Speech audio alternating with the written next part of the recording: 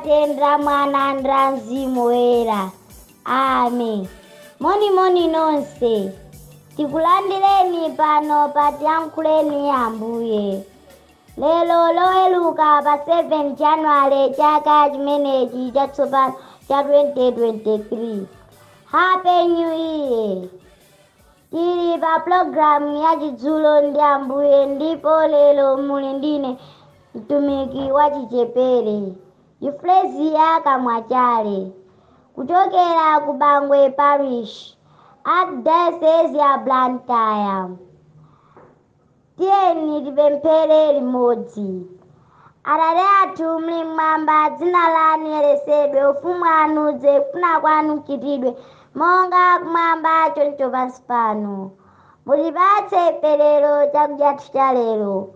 Mutikhululukire ife zochimwa zathu monga ifenso takhululukira adani athu. Musatisiye ife m'chinyengo koma mupulumutse ife kwa zoyipa. Amen. Tikuoneni Mariya wachisomo chodzaza Ambuye ali nanu. Ndinu odala mwa akazi onse ndipo ngodalanso mwana wanu Yesu. Mariya woyera, amayi a Mulungu, mutipempherere ife ochimwa tsopano ndiponso pa nthawi ya kufa kwathu. Amen. Tipemphere. Zikomo Mulungu wathu wachifundo ndi chikondi chonse chifukwa chotisamalira mu tsikuli. Tikupepesa chifukwa cha machimo onse amene tachita mu tsikuli. Tikupemphani kuti mukhale nafe ndi kutitsogolera mu zonse zichitike mu programu iyi. Tikupempha zonsezi kudzera mwa Yesu Khristu mpulumutsi wathu. Amen. Ulemu ukhale kwa Atate ndi kwa Mwana ndi kwa Mzimu Woyera, monga panali poyamba ndi tsopano ndi masiku onse ndi pa nthawi zosatha. Amen. Dzina la Atate ndra Mwana ndra Mzimu Woyera. Amen.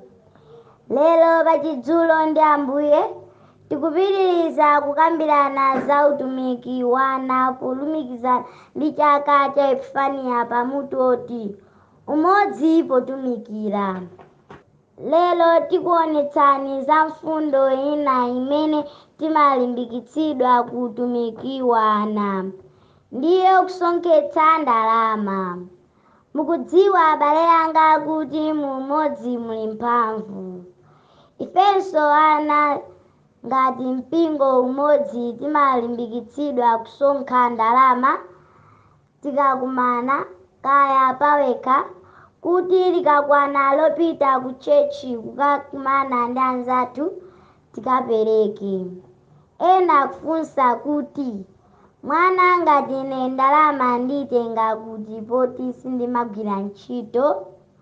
Osadandaula, ndalama imene timapatsidwa kuti tikadyereyo, imeneyo timapatulapo nkusunga kapena kupereka mu boksi imene imadzaperekedwa limodzi ndi ndalama za pa Epifaniya kuti zikathandize ena osowa.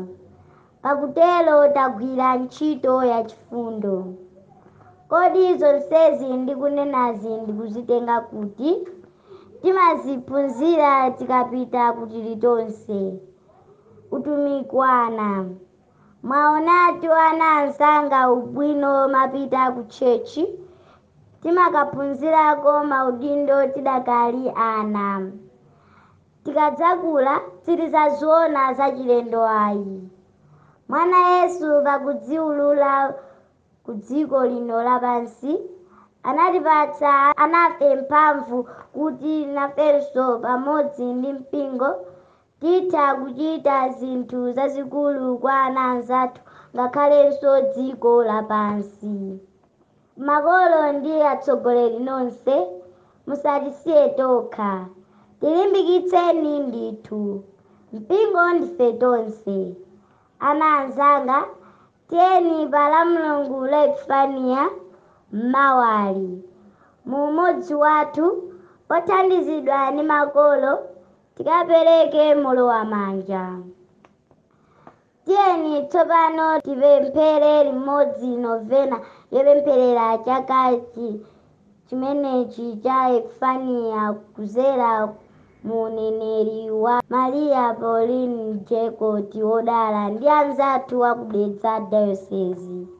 Lero ndi tsiku lomaliza lopempherera novena kudzera mu uneneri wa Pauline Maria Jackson wodala yokonzekera chaka cha Epifaniya, amene ndikutsogolera ndine Tendai Mtambalika kuchokera ku Dedza Parish.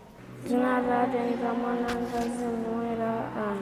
Ambuye munabwera pa dziko lapansi kuti anthu akhale ndi moyo wake wochuluka.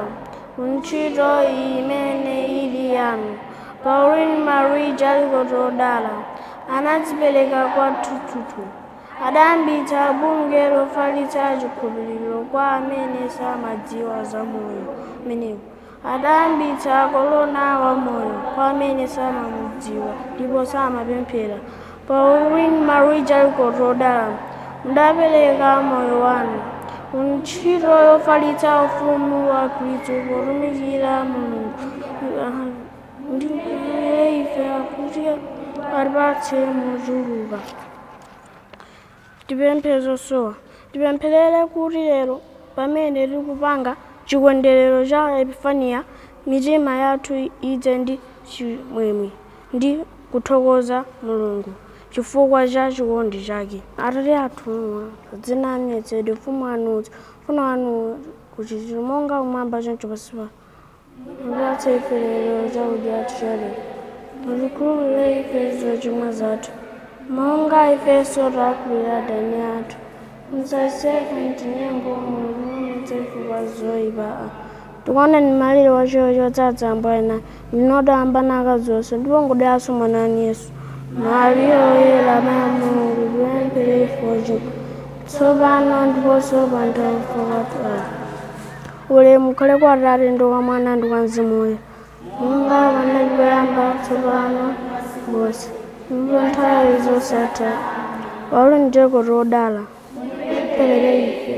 Mariya wotenga pathupi popanda tchimo,